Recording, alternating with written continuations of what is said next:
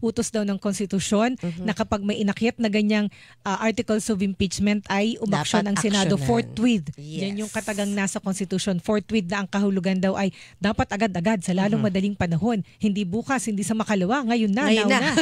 Oo. So magtanong po tayo sa isang constitutionalist, kinikilala pong constitutionalist. Dati po siyang presidente ng Samahan ng mga Abogado. Yes, ng Integrated Bar of the Philippines. So, si Attorney Domingo Cayosa, at humingi po tayo ng paliwanag tungkol dito. Magandang umaga po, Attorney Domingo Cayosa, and welcome po sa Super Radio DCWB. Good morning, sir. Hello? Ayan, si Attorney Cayosa, sir, ayusin lang po natin yung ating linya. Si Attorney Cayosa po, hinga natin ng pananaw dito. Ano ba yung... Ang nag-file partner para lang sa kaalaman ng ating mga kababayan, ang petitioner po ay si Catalino Generillo Jr. Dati po siyang dating Special Government Counsel ng Presidential Commission on Good Government o PCGG. Ayan, ang final niya ay petition for mandamus. Dapat daw i-compel ang Senado na simulan na yung impeachment trial. At paano ba makukumpel ang Kongreso? Di ba nga ang katwiran kasi, hindi sila makakapag-convene as impeachment court because naka-break ang session ng Kongreso. So paano mapipilit ang Senado na mag-trial? Ayan, ito nasa linya na po natin si Attorney Domingo Cayosa. Good morning po ulit, sir. Good morning. Good morning po, Attorney Cayosa. Kayo po ay live na, sir, sa Super Radio DZBB. Salamat po sa inyong panahon. Yes, naka-live din po tayo sa ating Facebook account. Ikaw muna, Isa. Opo. Yun nga po, Attorney Cayosa, no, meron po nag-file ng petition sa Supreme Court para nga po hilingin na atasan ng Korte Suprema ang Senado na simulan na kaagad ang impeachment trial laban po kay Vice President Sara Duterte. Una-una po, your thoughts about it po. Well, I agree dun sa nag-file ng petition na ayon sa ating konstitusyon, sana without delay, simulan na yung proseso. Hindi naman kinakailang matapos, but at least simulan na kasi meron pa silang 3 to 4 months. Kaya lang, as a lawyer, yung chances na pagbibigyan siya ng Supreme Court at uutusan ng Supreme Court ang Senado na simulan niya at sa takdang panahon o kaya magsaset ng deadline ng Supreme Court, malabo ho yun sapagkat in most cases, halos lahat ng kaso kung saan ang ang issue ay yung internal rules ng Senate o yung kanilang tungkulin bilang legislative o Kongreso, hindi masyadong pinapakialaman ng Supreme Court sapagkat yan yung tinatawag natin separation of powers at saka yung political question. Kung kailan sisimulan, it is the wisdom of the elected senators at saka yung respect for a co-equal branch of government. So usually ito ho yung mga rason kung bakit ina-avoid ng Supreme Court na atasan ang either the executive or the legislative branch. Opo. Pero sa ngayon po ba, Attorney Cayosa, mayroon ho bang nilalabag ang Senado sa hindi agad na pag-action po dun sa articles of impeachment? Opo. Well, sa tingin ko, meron sapagkat malinaw yung lengguwahe ng ating konstitusyon. Forthwith mag-start yung trial pag natanggap nila. So, ibig sabihin yan, walang delay. So, ang dami ng mga interpretasyon yan. Pero, ang sa rule, sa statutory construction, kung anong ibig sabihin sa simpleng English, yun. Ngayon, ang sinasabi nila, saka na lang, ang hindi kaho sinasabi, ginagamit nila mga legal doubts or issues. When in fact, mukhang ang matinding rason nila, kailangan nung mga re-electionist, mga kampanya. Yung iba naman, takot sa backlash ng mga black voters, depende kung anong gagawin nila sa impeachment na ito. Yung iba naman, siguro takot dun sa banta ng yung pressure ng Iglesia ni Cristo. So, hindi nila ito binabanggit. Pero I think those are the political reasons. Kaya tuloy nako-confuse ang taong bayan kasi gumagawa sila ng kwento tungkol sa konstitusyon, sa kanilang rules at kung ano-ano pa. E di sabihin na lang nila, politiko naman sila. Kesa ko yung ma-confuse pang taong bayan kasi malinaw ko naman yung konstitusyon. Plus, ang mas importante sana dyan na pakinggan nila kasi politiko naman sila. It's partly a political function nila. Ano ho ba ang maganda para sa bayan? Ano ho ba ang maganda para sa mga taong bayan sa pinagsisilbihan nila? Gusto ba nating malaman ang katotohanan sa lalong madaling panahon? Either guilty or not guilty, ano ba yung mga ebidensya na magkabilang panig, o gusto nating i-dribble natin muna yan habang nakabakasyon at nangangampanya sila. Opo, Attorney Cayosa, i-follow through ko lang po na tanong nga ni Isa, may nilalabag na ba ang Senado? Kasi nga ho, hindi bang utos ang konstitusyon, dapat may forthwith na ang kahulugan ay dapat agad-agad na So, ibig sabihin, ngayon naman po ay parang 2 weeks since ma-file yung articles of impeachment. At ang nagawa pa lang ho ng Senado so far ay tanggapin yung articles of impeachment and then i-verify yung signatures, mga yes, verify yung signatures. At saka po ang alam ko si Senate President Escudero nag-utos na kumonsulta po sa mga lawyers at inutusan na rin po yung mga abogado ng Senado na gawin yung magbalangkas na po ng impeachment rule. So far yun yung nagagawa. Pero Attorney Cayosa, sa mga sandaling ito na wala pa yung actual trial na hinahanap po natin at wala pa rin decision talaga kasi nga wala pang rules na na po ba may paglabag na sa konstitusyon dun sa utos ng konstitusyon na impeachment trial forthwith?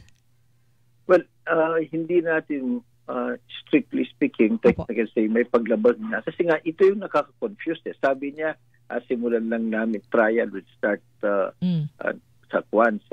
after the State of the Nation address na. Pero yung proseso nagsimula na di ba? Yung tinanggap na nila, verify na nila, binigyan na ng kopya yung mga senador, yung mga hukom. Di ba, ang next dapat dyan, bigyan na rin ng kopya ang Vice President kasi sa Constitution malinaw po ang deadline, 10 days lang para sumagot na siya, para makita natin ano bang sagot niya. Kasi nga dun sa Quadcom, sa mababang kapulungan, ayaw niyang sumagot di ba? So ngayon, magkaalaman na tayo. Sabi nila, bring it on. Sasagutin ko yan sa proper forum. And nandiyan na sa proper forum. Ba't ba nila dinidibol? Yun ho ang pinaka-importante sana muna Yung ibigay na sa kanya para sumagot na siya, malaman natin ano ba ang sagot niya. Bakit? It is not orderly at hindi fair na nandun na sa mga senador, nasa website na, yung paratang.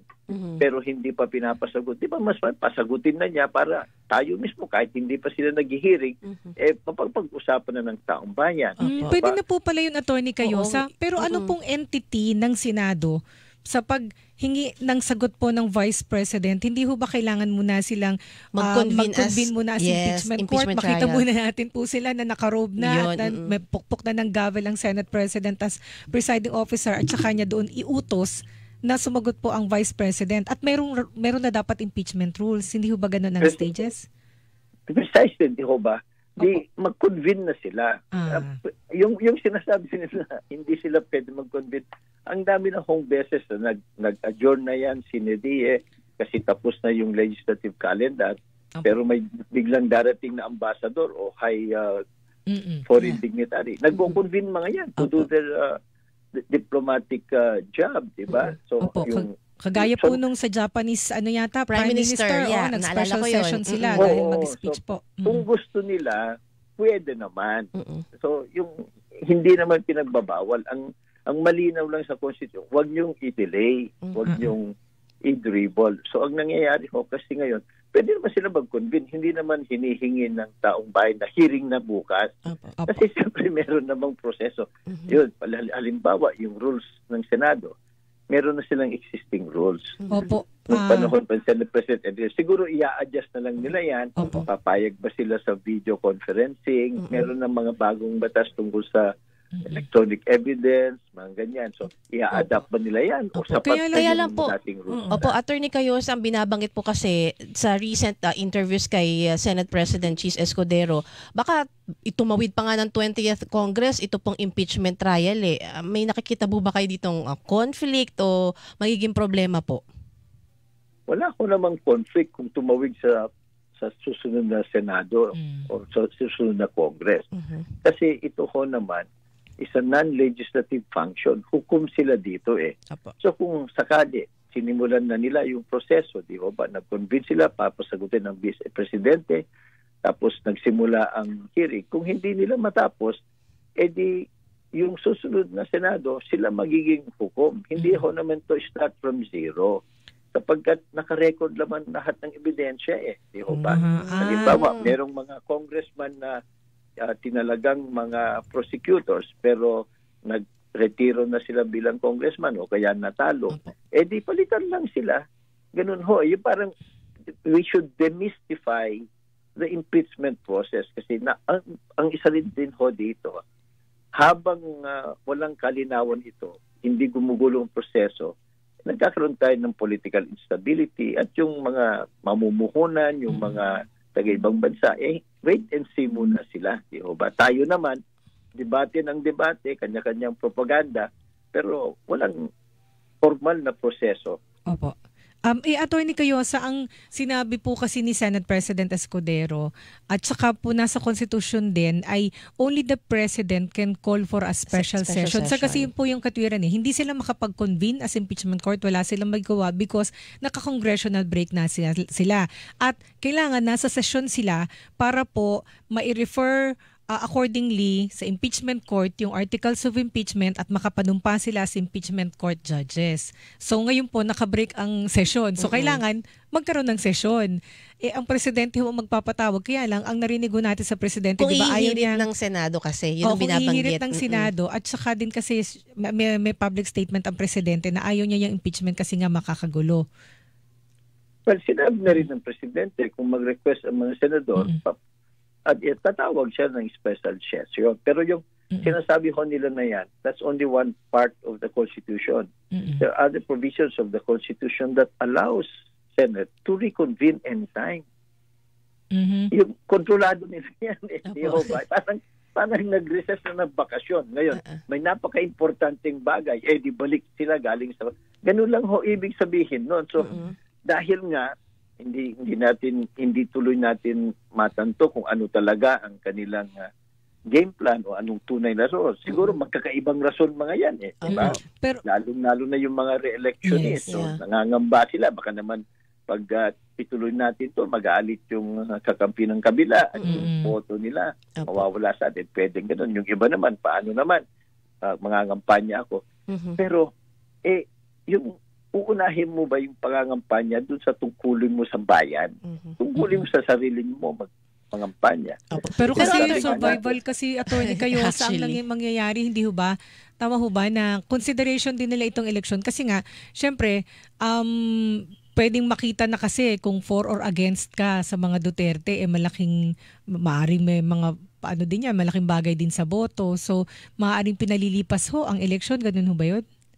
Well, that's a probability, that's a possibility. Ayaw lang kasi nilang sabihin Kasi siyempre pag sasabihin na nila yan, o kung sino man sa kanila, di siyempre baka mapapasama, may backlash din from the other side.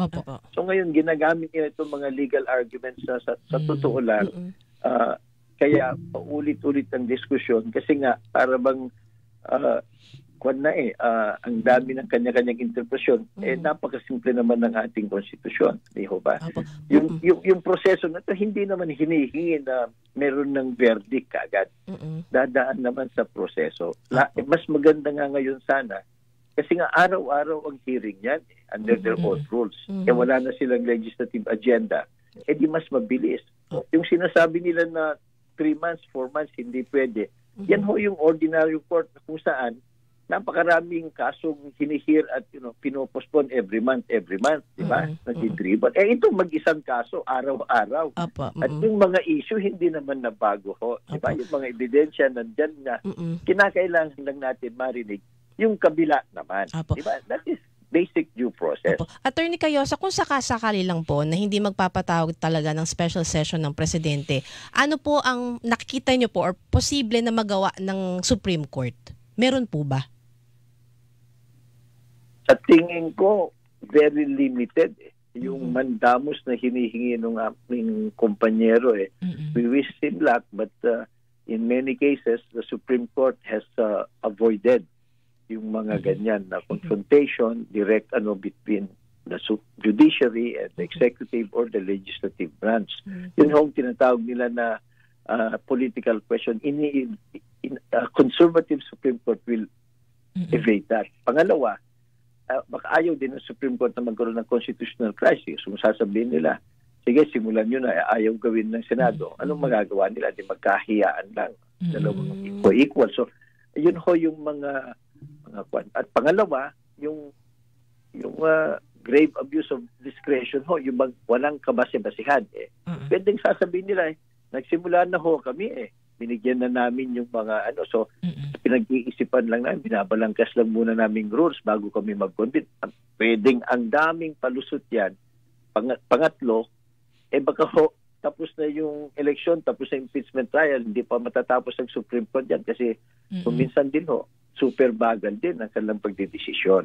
So hindi makakahabol. Mas maganda siguro, yung mabuti nga na yung mga constitutional law expert, yung dating Senate President, kapwa mga senador niya at iba pa, nagpapahayag ng paningin. So, at the end of the day, siguro ang tinitimbang nila, ano bang future ng kanilang political career dito sa ginagawa nila. Because hindi ho sana ito purely politics. It's about public accountability and due process. Both sides have to be heard. Attorney Cayosa, ang nakafile po sa Supreme Court petition for mandamus. So, ibig sabihin ay gusto na utusan ng Supreme Court ang Senado na kaagad magkaroon ng impeachment trial, which is sabi nyo nga po malabo dahil madalas mga kaso hindi nakikialam ang Supreme Court pag trabaho ng legislation. Pero po pwede ho ba, Attorney Cayosa, ang isang suggestion is ang hingin sa Supreme Court declaratory relief, yung hihingi ng paliwanag, may palilinaw sa Supreme Court kung ano ba yung ibig sabihin ng forthwith para indirectly telling the Senate para hindi na magulo. Oo. Pwede ba yun, Attorney? Pwede po ba yun? Tama. Well, ganito yung declaratory relief, yan ho naman ay kinakagat lang ng mga korte kung kinakailangan para ma-resolve yung problema ng dalawang parte. Ba? Ito hindi ho naman si Vice President o yung mga congressman ang naghahain, ordinary citizen. Well-meaning he may be, but baka question na ng Supreme Court anong interest mo diyan, di ba?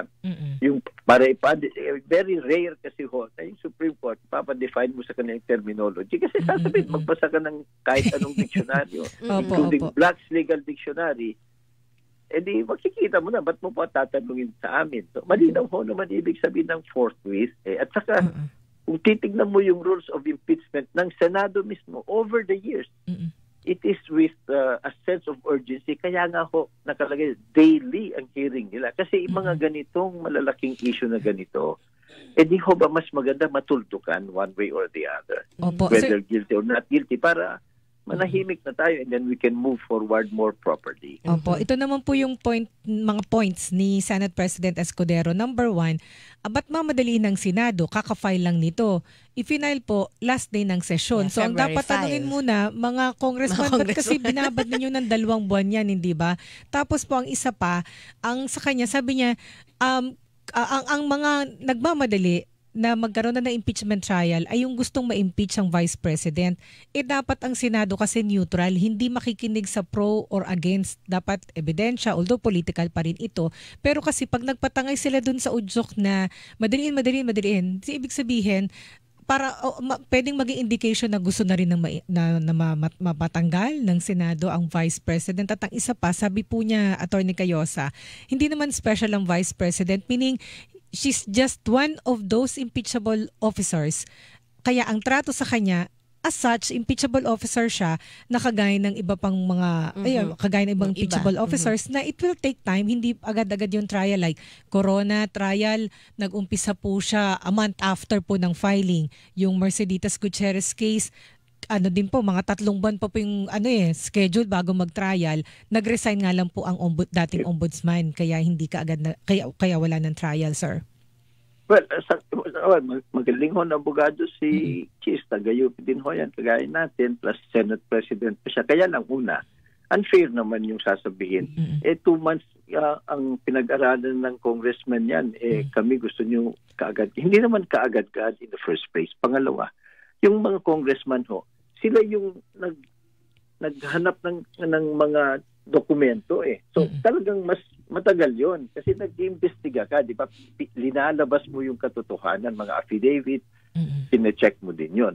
So talagang mas mahirap 'yon. Yung nga hindi nagawa ng DOJ, Commission on Human Rights at COA at iba pang ahensya ng gobyerno sa 8 taon nagawa ng Kongreso dahil nag-hearing sila, di ba?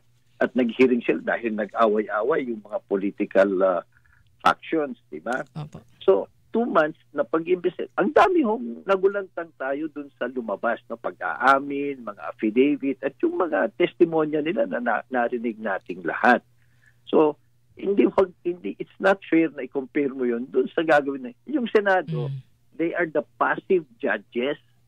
Di ba? So, ngayon nahanda na yung mga congressman at sinabi rin naman ng kampo ni Vice President, they will face it willing, confidently, etc., smilingly or something like that. So, ready na rin daw sila. Ito yung parang dalawang magkatunggali pero yung umpire ayaw muna. Di ba? Tayo naman na taong bayan. Bakit interesado tayo? This is about accountability of public officials, di ba? Whether yan ay barya-barya lang o 600 plus million at iba pang mga seryosong mga paratang, di ba mas maganda malaman natin lahat, di ba? Opo. Pangalawa, yung sinasabi niya ay hindi naman wala namang special sa kanila. Lahat po ng impeachable officials, special. Kasi matataas na posisyon po yan eh.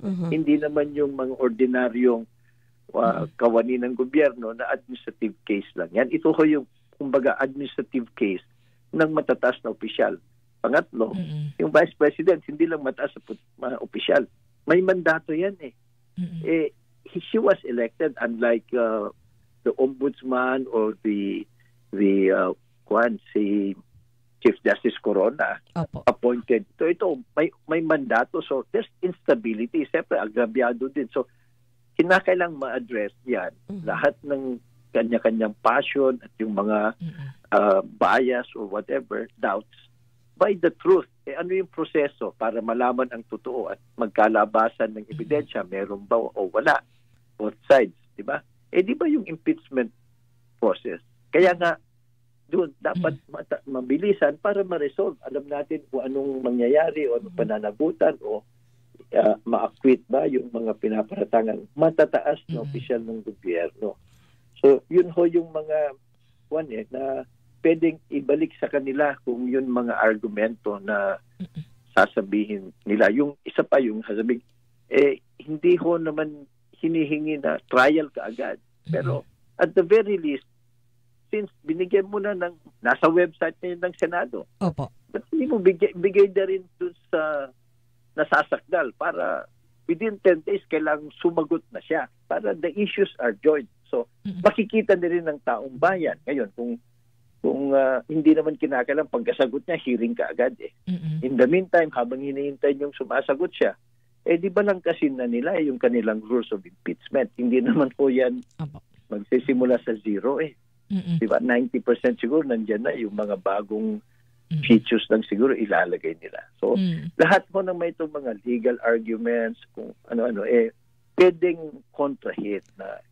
But of course, yung interest nila na kailangang manalo, kailangang mangampanya, kailangan mag-i-offend yung mga political blocks, talagang naiintindihan natin from their point of view. Pero, Attorney Cayosa, so ang ano po ang ideal situation? Yung tipo po bang bago mag-araw ng botohan, basta as soon as possible may trial na, pero yung pong verdict, yung hatol nila kung guilty o hindi ang Vice President after na ng eleksyon? Well, mas maganda sana before the election. Ang hatol po. Yun nga, maganda nga na simulan sana formally because this matter should be a political barometer for the electorate. Kasi alam mo yung under their own rules, ang hearing, hindi lang ho yan araw-araw, public pa. So makikita natin lahat. So ngayon, yung mga magagaling na senador, yung matitino dyan, magagaling sila, di araw-araw meron silang free advertisement sa galing nila. Ang problema, kung hindi ka masyadong magaling o hindi mo alam ang iyong ginagawa, baka wala kang masabi. Di siyempre, alam mo naman taong bayan, hindi ko na iboboto ito kasi kung ano naman sinasabi o kaya wala naman siyang masabi. Naku, baka nga yun na ho ang ayaw nilang mangyari. Makikita na mas magiging evident yung kaya at hindi nila kayang gawin, yung kanilang political leaning, kaya ayaw pa nila. Di ba? Nakikiramdam pa. Oo. Yun na nga ho bakit sila natatakot? Wala namang magtutulak sa kanila na desisyonan na. Simulan lang ho nila ng maayos na. Kasi unfair din ho sa Vice President, di ho ba, in a way. Kasi yung complaint nandun na sa website, nasa publiko na eh. Pero wala pang formal na sagot naman yung kabila. So ang nangyayari ngayon, mga trolls, kanya-kanyang interview sa media, kanya-kanyang press statement, tuloy naguguluhan ang buong bayan, pag buong mundo, pinagmamasdan nila tayo. Ano bang klaseng gobyerno itong Pilipinas na may sakdal na, sabi nung nasasakdal, ready ako, pero hindi naman siya pinapasagot. Mga ganun ho eh. Yung mga appreciation of evidence, ano ba yung mga evidence, saka natin malalaman. But the process must unfold. Pero ang mag-uumpisa pa rin po ito kapag nag-utos ang presidente ng special session. Kasi pwede nga hong i-request ng Congress, pero ultimate decision po ng pagpapatawag ng special session ay nasa presidente, hindi ho ba? Well, sa totoo lang ho, kahit ko hindi dadaan sa presidente, kung gugustuhin ng mga senador, they can reconvene anytime. Kanila yung Senado. Pero yun nga po, Attorney Cayosa, yung sa presidente ho, yan ho yung mga kung may special need for it, mga emergency na batas o kinakailangang tapusin. So at may suporta ito sa mga congressmen at mambabatas, saka nagre-request ang presidente. So under the Constitution, there is nothing to prevent the Senate from reconvening by itself. Yun din, pinapasa uli sa presidente yung responsibilidad. Opo, pero yun nga po, presidente, kung gusto nyo, sige, tatawag ako. Pero tahimik naman sila, di ho ba? So, mga ganun na palusot. Mas maganda na lang siguro, tapatin na nila tayo para maintindihan ba natin o hindi. Kesa ho yung walang katapusan na argumento. Ang kawawa dito, yung ating konstitusyon, yung mga partido, yung nasasakdal at yung nagsasakdal, di ho ba? Opo. At yung taong bayan. Yun nga po, kasi kahit yung mga House leaders actually, Attorney Cayosa, umaasa na i-reassess ng Senado yung kanilang position na sa June pa sisimulan, yung impeachment trial o kaya after ng SONA. Pero yun nga, no, Attorney Cayosa, paano kaya makukonvince yung Senate? Di ba? Although marami naman po kayo na ilatag na kanina, ano kaya yung siguro mag-uudyok sa kanila na, sige, simulan na nga natin to? Well, habang tinatalaka ito publiko at nakikita natin, kasi eventually magkakaroon na naman yan ng SWS o kung ano-anong mga survey, importante sa kanila ito eh. Plus, yung mga pressure, yung mga advocacy o mga pressure ng iba sa kanila because they have to be accountable to the people. Also, at yung pulso ng mamamayan, pinupulsohan nila yan kasi mga politiko ito eh. Pero Attorney Cayosa, baka naman ho tinatansya din yung chances of conviction. Diba? Baka mas malamang na makonvict ang Vice President sa next Congress. Baka consideration din ho yun, Attorney? Sa current 19th hindi dito Congress. Sa 19th Congress? Well, maraming nagsasabi ng ganyan and we could see their point, diba? Na ba't ka magko-convene kung di mo na mako-convene. To me, it's totally wrong eh. Kasi ang role ng Senate is to be a judge. Hindi naman yung bang dinggin nyo muna kasi yung ebidensya, di ho ba? Kasi sa tingin ko, kung ilalabas lahat ng ebidensya, magkabilang panig, di tayo lahat dahil that will be made public.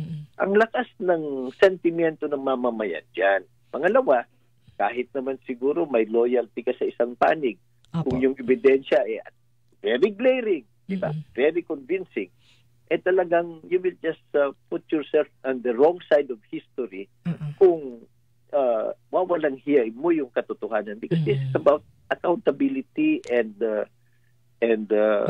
rule of law. Di Tsaka ba? po unfair din po siguro sa mga senador, Attorney Cayosa, na husgahan na natin sila, hatulan na natin sila kung ano yung kanilang, yung huhulaan na natin kung ano yung magiging boto nila.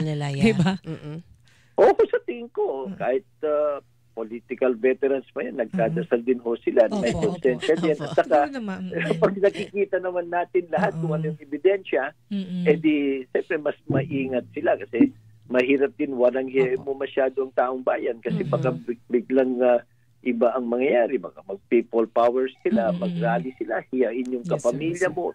Marami hong mga factor na mangyayari in our search for the truth. Di ho ba? And yung irespeto natin yung proseso, yung rule of law na tinatawag. Otherwise, kung yung ayaw namin o busy kami, wag muna, saka na lang, maghanap muna tayo ng mas kakamping quest. Ganun ba ang ating sistema? Hindi ho, di ho ba? Ayan, with that, sir, maraming salamat po sa inyong mga paliwanag at sa inyong oras, Attorney Cayosa. Maraming salamat. Magandang umaga po sa lahat. Good morning po and lagi po kayo mag-iingat. So, ulitin po. Yan po si Attorney Domingo Cayosa, isang constitutionalist at dating presidente ng Integrated Bar of the Philippines. Mag-break lang tayo sandali. Hilingan, walang Pinoy.